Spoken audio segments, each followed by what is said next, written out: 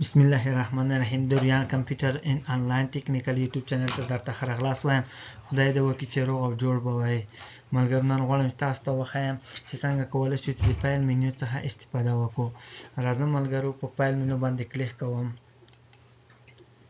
دلته تاسو وینئ چې په فایل منیو کې زموږ د فایل منیو یا په فایل اپشن کې تاسو وینئ چې بلانک ډاکیومنټ او ځینې ټمپلیټونه چې ما اوپن کړي وو مخکې هغه دلته ښودل شوي دي، او ریسنټ او پینډ اپشن هم زموږ دپاره موجود دي. زه غواړم چې تاسو ته وښایم چې ریسنټ او پینډ څخه په کوم ځای کې استفاده کولی شو. تاسو دلته وینئ په ریسنټ کې چې کله په ریسنټ باندې مو کلیک کړی دی، او تاسو دلته وینئ چې ځینې فایلونه چې ما مخکې یا لږ ځنډ وروسته، نو تاسو دلته وینئ چې هغه فایلونه چې ما په ریسنټ کې یا لږ مخکې استعمال کړي وو، نو هغه دلته زما دپاره موجود دي. تاسو ته داسې اپشن درکوي چې که تاسو غواړئ چې هغه فایلونه د ځان لپاره بیا استعمال کړئ، نو تاسو کولی شئ چې کلیک پرې وکړئ او د ځان لپاره استعمال کړئ.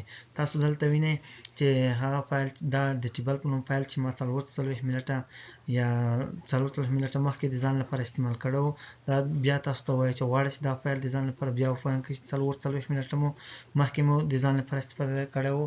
نو که چېرته تاسو دلته کلیک وکړلو، نو تاسو لپاره دا فایل چې دا خلاصیږي.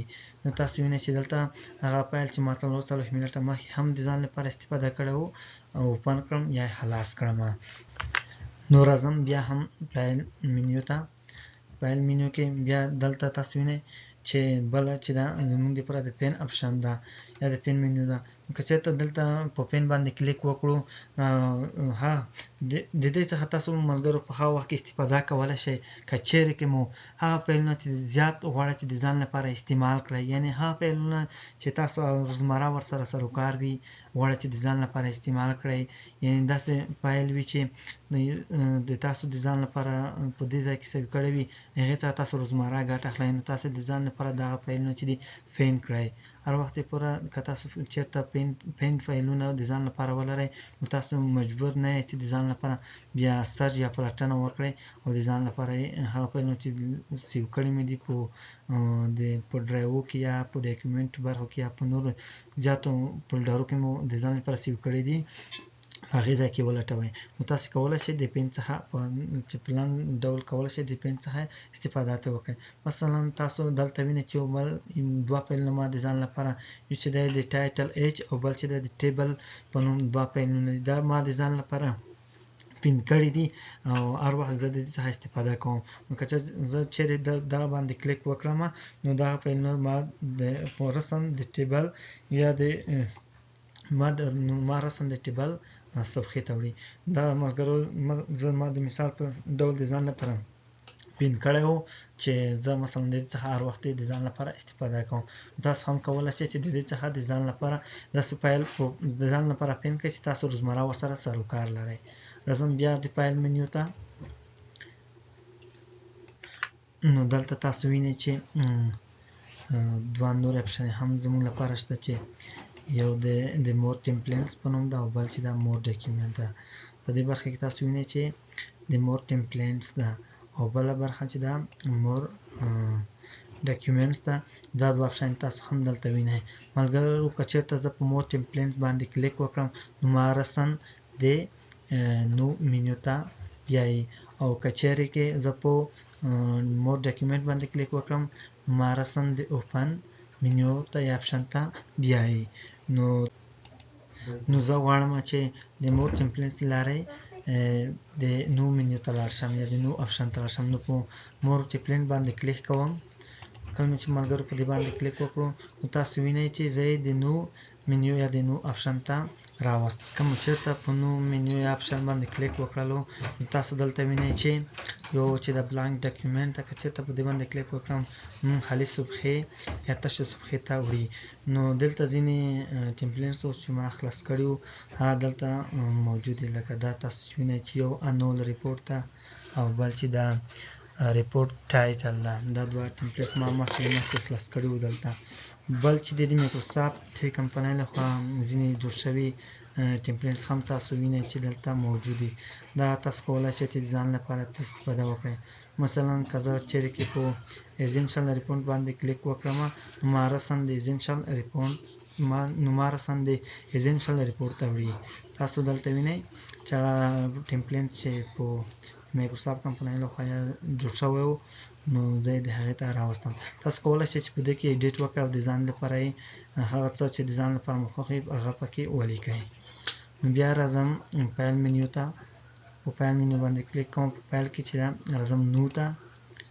نو کې مې چې کلیک وکړلو، دا تاسو وینئ دلته تاسو وینئ چې هغه ټمپلیټ چې ما اوس لږ مخکې د ځان لپاره خلاص کړلو هغه د ځای ته راغلی دی.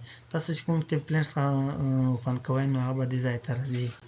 بل چې دا تاسو دلته وینئ چې سرچ پر آنلاین ټمپلیټس، که چېرته تاسو په دې ځای کې کومه یو ورډس یا کلمه د ځان لپاره انتخاب کړئ، مثلا زه د کارډس په نوم کلمه دلته لیکم، نو تاسو کارډس وینئ. که دا چې تاسو د انټرنیټ سره وصل وای نو دا د کارډس کلمه د ځان لپاره انټر کړئ په دې سرچ باکس کې، نو تاسو ته به مختلف ډوله د کارډس ټمپلیټس راواړوي چې هر یو چې تاسو د ځان لپاره خوښ وي استفاده ترې وکړئ.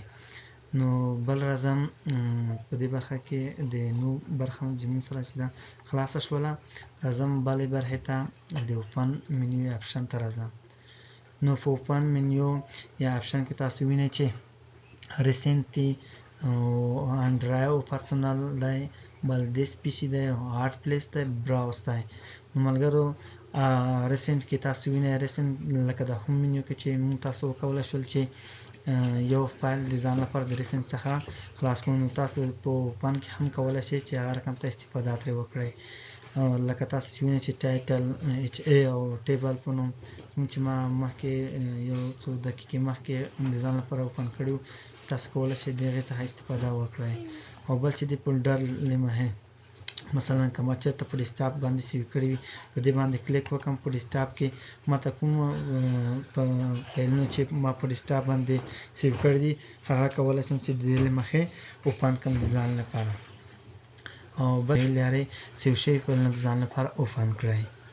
د اډ اپلیس لارې تاسو کولی شئ چې د انډرایو او انډرایو فار بزنس فایلونه د ځان لپاره اوپن کړئ. بل چې دا براوس ته، د براوس له لارې هم کولی شو د ځان لپاره فایلونه وپلټو یا سرچ کړو. که چې په براوس باندې کلیک وکړم نو تاسو به دلته ووینئ چې ماته دلته مختلف فولډرې راوړول. که چېرته دلته ما په کوم فولډر کې ځان لپاره فایل سیو کړی وي نو زه کولی شم چې د دې لارې ځان لپاره فایل چې دا اوپن یا خلاص کړم. مثلا په ای ډرایو کې مې ځان لپاره سیو کړی وي یا هم په ایپ ډرایو کې مې ځان لپاره سیو کړی وي، نو زه کولی شم چې د دې لارې د ځان لپاره یو فایل اوپن یا خلاص کړم. که مو لیدونکو ویډیو یا د لرنینګ د مایکروسافټ افیس 2020 د لرنینګ دا برخه مو خوښه شوې وي نو ملګرو د یوټیوب د ریان کمپیوټر اینډ آنلاین ټیکنیکل یوټیوب چینل د سره سبسکرایب کړئ تر څو زموږ نور ویډیوګانې هم تاسو ته ورسیږي. د لیدلو څخه مو زیاته مننه.